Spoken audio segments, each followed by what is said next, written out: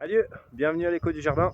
Bon, aujourd'hui, je te montre la deuxième planche de culture. Je te montre aussi comment je réfléchis avec un petit dessin et pour t'expliquer comment ça va se passer dans le temps et dans l'espace.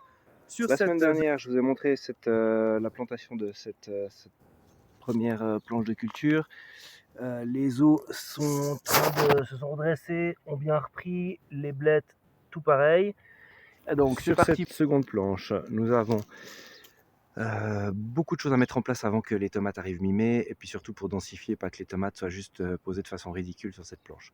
Donc, deux rangs de radis relativement serrés, 5-10 cm, 5 cm d'écart, 5-10 cm d'écart ici, avec à côté de la salade à tondre sur le haut de la planche. Le centre de la planche va être occupé de nouveau par du maïs. J'aime beaucoup, je garderai le tournesol pour la dernière. Du maïs sur la partie haute qui sera l'émergent de la planche. Sur l'autre côté, on aura de nouveau du petit pois. J'aime beaucoup les petits pois, ça se conserve très bien en hiver pour l'hiver au congélateur. Donc sur cette zone, la même variété que de l'autre côté, qui est nain, pousse à maximum 40 cm. Sur le bas de la planche, je vais installer donc le petit pois sur la partie droite, ira jusqu'en bas. Et ici, on aura de la salade à tondre, de nouveau, et de l'épinard. De nouveau, je consomme beaucoup l'épinard, ça me convient bien ici. Et sur les bordures vont être occupées par de l'ail. Je vais faire de l'ail à planter. Donc ici, sur le côté gauche, il va pouvoir rester toute la saison. Pourquoi? Parce que je vais enchaîner avec tout ça va se transformer en poivron, plantation de poivrons en alterné gauche-droite. Je vous montrerai sur le dessin avec Ok, pour faire simple, bon, c'est un effet de caméra, c'est à l'envers, mais ça change pas grand-chose.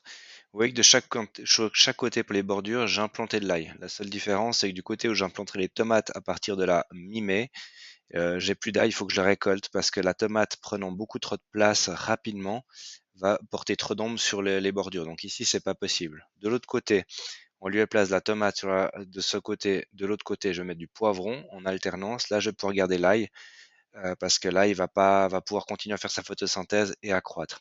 Pour l'aspect perturbation, je vais implanter de la capucine rampante entre mes pieds de poivron.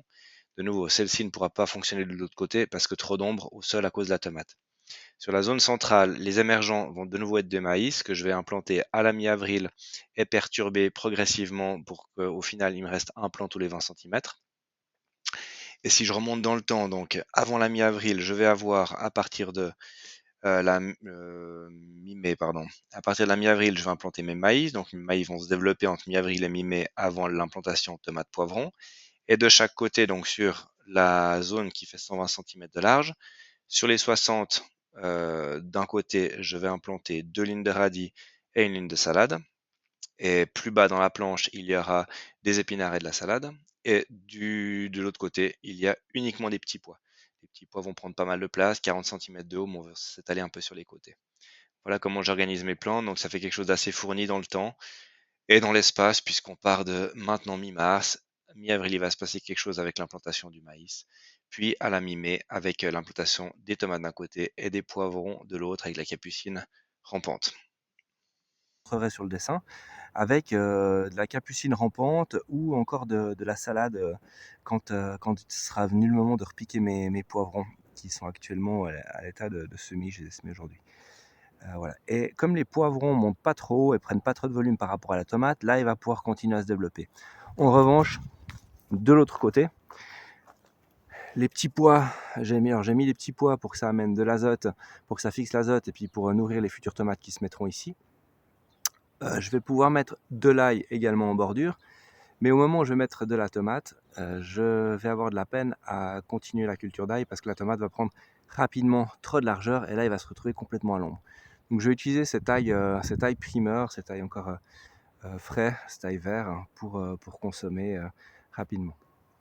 Voilà. Et puis en attendant que les petits pois produisent ici, je vais tenter le coup en repiquant sur le centre en fait, de la salade pour gagner aussi un maximum de production sur cette planche. Et voilà, mise en place la deuxième planche terminée. Donc bon, forcément, vous voyez pas l'ail qui se trouve là-dessous. Les petits pois, petits pois ici. J'ai transplanté de la salade partout. Alors oui, elle est un peu serrée, mais j'aime bien le mot primeur. Alors je vais faire de la salade primeur Comme ils vendent des fois dans les magasins, ces petites Batavia qui mériteraient encore 3 semaines de développement. Bah voilà, je les conserverai comme ça, vu que j'ai de la place, en attendant que les petits pois que je vais recouvrir se développent ici. Donc c'est parti pour la saison sur cette deuxième planche. Et dès que j'aurai récolté les petits pois, ce sera place aux tomates. Avec je sais pas encore quoi à leur pied, je pense rien du tout, puisque la tomate prend pas mal de place. Et dès que je commencerai à consommer ici tous les oignons, je vais me mettre à aménager cette dernière planche sur l'est du potager. Et puis je m'attaquerai à l'ouest d'ici 2 semaines quand les températures seront bien réchauffées. Voilà, donc c'était pour vous montrer un peu comment on aménage ces planches. J'espère que ça peut vous apporter quelque chose. N'hésitez pas à me le laisser en commentaire. Et puis on se voit la semaine prochaine pour la troisième planche. C'est parti.